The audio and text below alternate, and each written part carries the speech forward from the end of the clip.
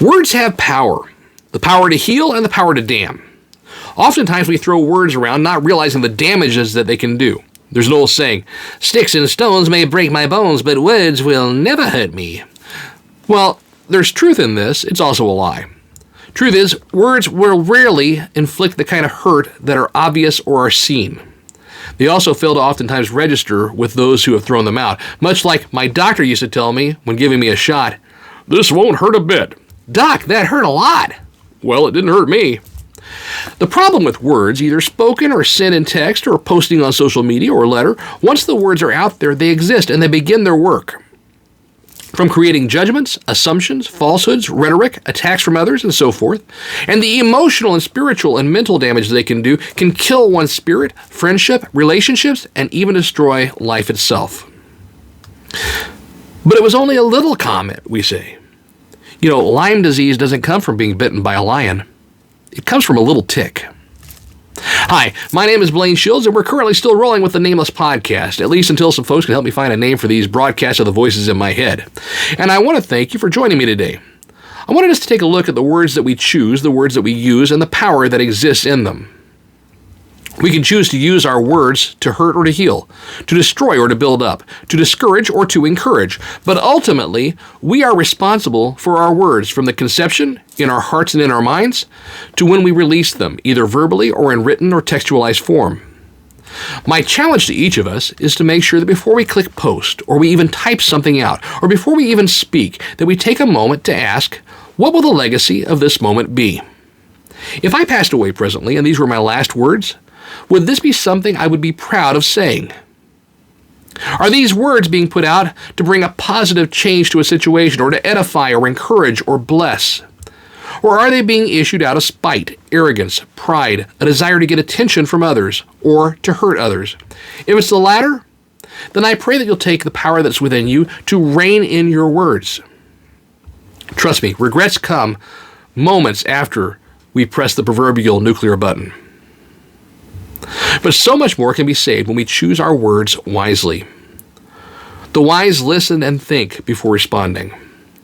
The fool just opens his mouth and speaks. Now that being said, I also want to spend some time sharing a few jokes today, while we continue in this wonderful world of quarantine living. Not to be confused with quarantine living, which I think is something you can buy over at the local market next to the Ovaltine. Quarantine sounds like something fun. Quarantine, not so much. Why do we think we need jokes? Well, I'll tell you why. Because we are right now still struggling with so many feeling alone, depressed, hurt, seeking after some positivity. And so I think we can all use a few laughs and smiles. So without further ado, there was a plane crash. I know, a strange way to start the joke. But there was a plane crash, and it was out in the middle of the ocean, right next to this deserted island. 3 people survived, 3 friends. They made their way to the island, and they began looking for something to eat, someplace to sleep. By the 3rd day, they were struggling trying to find things, so they were digging in the sand looking for something. And one of the girls ends up finding a lamp.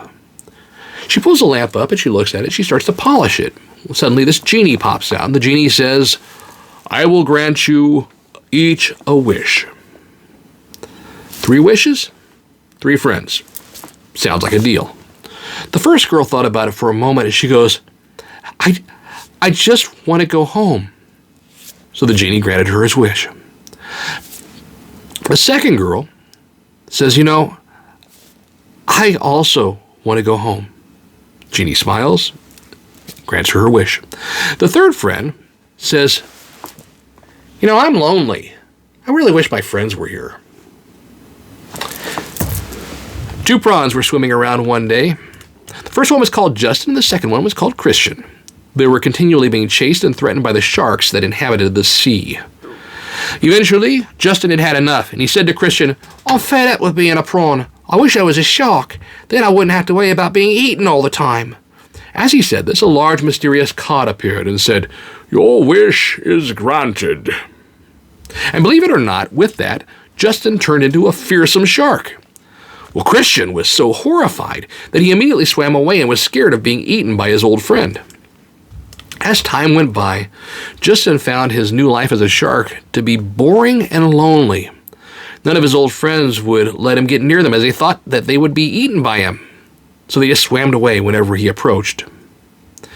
It took a while, but eventually Justin realized that his new menacing appearance was the cause of his sad plight. One day he was swimming all alone as usual when he saw the mysterious cod again. He thought, it'd be better if I could go back to this old life that I had. So he swam to the cod and begged to be changed back. The cod worked his magic and suddenly Justin was a prawn once more. With tears of joy streaming down his cheeks, Justin swam straight to Christian's home. As he opened the coral gate, the happy memories came flooding back. He banged on the door and he shouted, Christian! Christian, it's me, Justin, your old friend. Come out to see me again. Christian replied, no way, you're that shark and you'll just eat me. I'm not being tricked into being your dinner. Justin thought about it a moment and he shouted back, no, I'm not a shark anymore. That was the old me. I've changed. I found cod. I'm a prawn again, Christian. Quarantine has been tough on a lot of people. You're locked away from the masses. You're not getting out and about.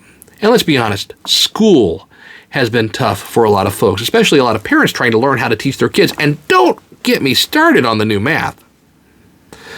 But here's a good part of it. Now, whenever I find myself spending time in frustration talking to myself, I just use the excuse that I'm having a parent-teacher conference.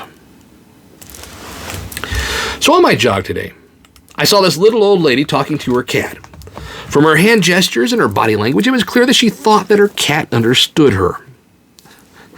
I hope that I never get that lonely or senile. Anyway, I went back home and I told my dog about her, and we laughed and we laughed and we laughed. Thank you. You guys have a fantastic day. God bless, and you're loved.